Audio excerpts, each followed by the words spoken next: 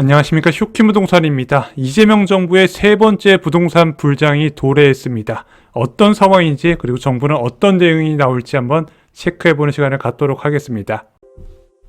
1월 24일 멤버십 영상에서 무주택자, 유주택자 모두 주목해야 되는 다시 온 좋은 분양 기회를 소개를 드렸습니다. 꼭 넣어보신 걸 추천드리고요. 내일이면 늦어요. 1순위 비규제 지역 매수해야 되는 아파트가 무엇인지 멤버십 영상에서 확인해 보시기 바랍니다. 쇼킹부동산 멤버십은 주사맨 전용 영상이 올라가고요. 유튜브 멤버십, 네이버 프리미엄 콘텐츠 원하시는 곳에서 보실 수가 있습니다. 한국부동산은 서울 아파트 매매가격 지수 변동률이 발표가 됐습니다. 13주 만에 최고폭으로 상승했는데 0.29%가 나왔어요. 보통 0.25%가 정부의 개입선이라고 말씀드렸는데 0.29%면 그 기준을 넘어서 버린 거죠. 전세가격 지수 변동률도 0.14%로 전주 대비 확대가 됐습니다. 경기도 역시 마찬가지였어요. 0.09에서 0.13%가 됐습니다. 가장 최근에 높았던 게 0.12%인데 그 상승률을 뛰어넘었어요. 비인기 지역의 상승세가 확대되고 있습니다. 한 기사 볼게요. 불붙는 서울 아파트값 13주 만에 최대 상승, 한강벨트에서 외곽으로 번졌다. 노원구가 0.11에서 0.23%로, 성북구가 0.21에서 0.33%, 관악구가 0.3에서 0.44%로, 은평구가 0.13에서 0.2%, 동부구가 0.07에서 0.17%가 됐습니다.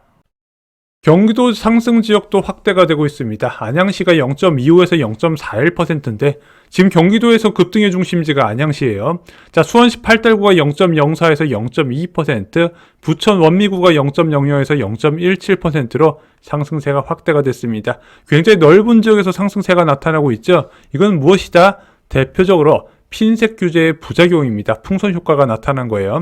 특정 지역의 이제 매수세를 차단시켜버리면 다른 지역으로 퍼져 나가는 겁니다. 지금 이게 나타나고 있는 거예요. 이재명 정부 출범 이후 세 번째 부동산 과열입니다. 첫 번째 과열은 강남 상구 중심의 초강세였죠. 그래서 매수 주체가 초고소득 가구의 많은 대출을 포함한 매수였습니다. 그리고 나서 627 부동산 대책이 나왔고 대출 한도를 6억 원으로 묶어버렸죠. 자, 원하는 집을 못 사니까 사람들이 무엇을 선택해요? 갭 투자를 선택하면서 한강벨트 중심의 초강세가 나왔고 이것이 10.15 부동산 대책까지 연결이 됩니다. 그래서 갭 투자 못하게 하려고 토지거래 허가구역을 광범위하게 지정을 했죠.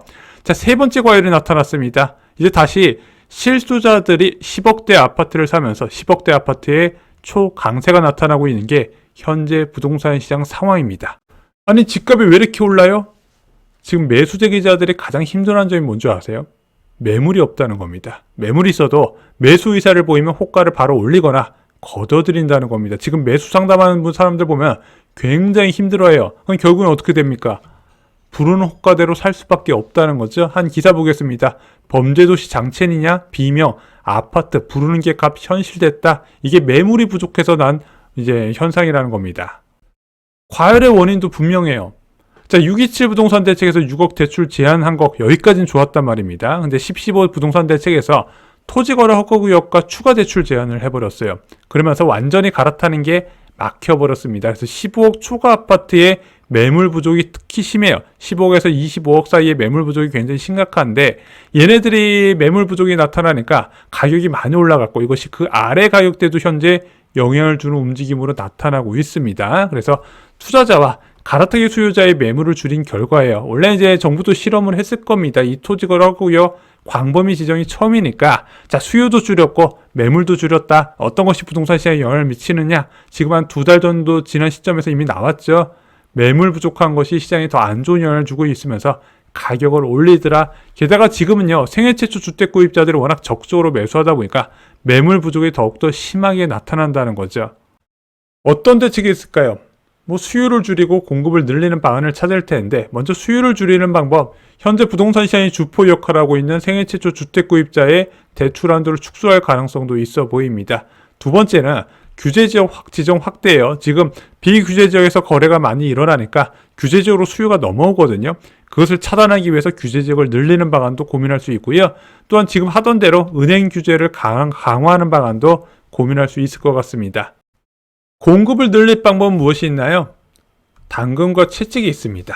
당근은 대출 규제를 완화해서 갈아타기 매물이 출원하게 유도를 하고요.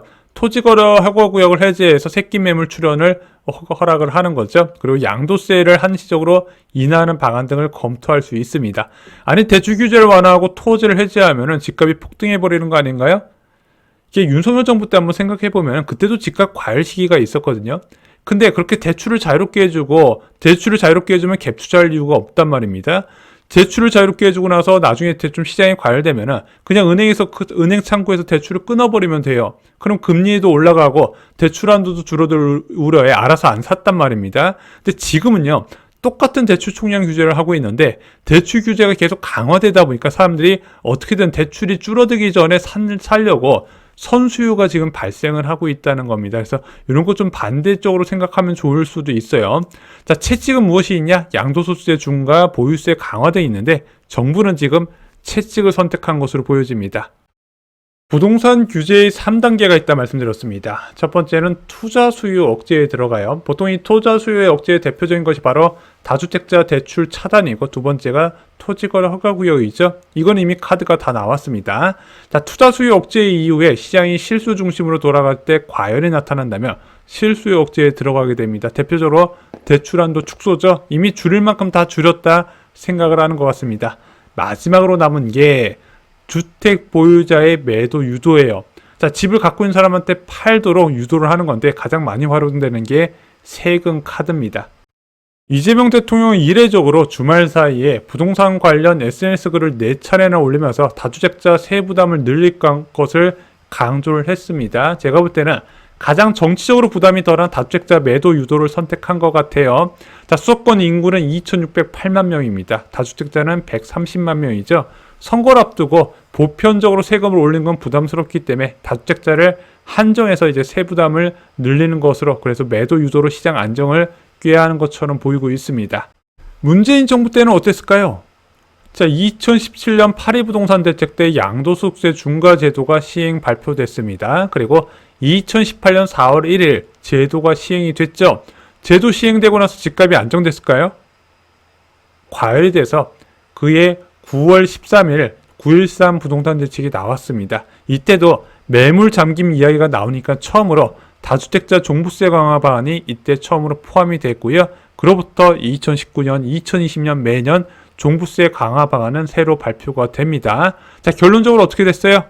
집값 안정에는 실패를 했죠. 한 기사 보겠습니다. 정부 이긴 시장 없다. 다주택자 중과 재강조. 시장에서 이미 문재인 정부 때 실패했던 사례다, 이렇게 이야기를 하고 있죠. 양도소득세 중과제도 시행과 종부세 강화 방안 이미 예전에 다 해봤다는 겁니다.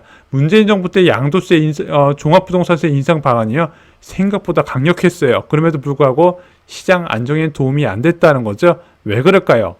개인적으로 4월 이후가 더 걱정되는 상황. 왜 그러냐? 지금보다 매물이 더 줄어들면 시장 균형이 무너질 수 있다는 겁니다. 보세요. 6.27 부동산 대책, 10.15 부동산 대책, 그리고 이번에 나올 양도소득세 중과제도 부활, 모두 다 매물을 줄이는 정책이라고 계속 말씀을 드리지 않았습니까? 근데 매물이 귀한 상황에서는요, 이 보유세가 효과를 발휘하기 어려워요.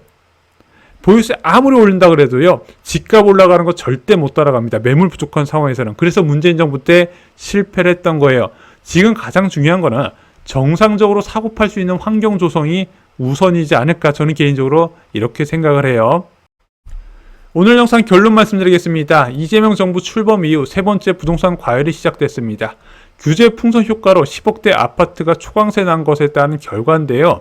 매물 부족 속에서 다주택자 매도 유도형 채찍을 꺼내든 상황입니다. 문제는 매도 유도가 끝난 다음에가 문제라는 거예요. 4월 이후에 매물 감소를 더욱 우려해야 되는 국면. 자, 매물 감소한 상황에서는 보유세 인상이 효과를 보기 어려울 것이다 말씀을 드렸습니다. 현재 부동산 시장 상승세가 이어진다면 정부의 추가 대책 발표는 이제 곧 나올 것으로 보여집니다. 자, 오늘 준비한 소식은 여기까지입니다. 1월 24일 멤버십 영상 궁금하신 분들 고정 댓글 확인해 주시고요. 다음에 더 알짜 정보로 인사를 드리도록 하겠습니다. 감사합니다.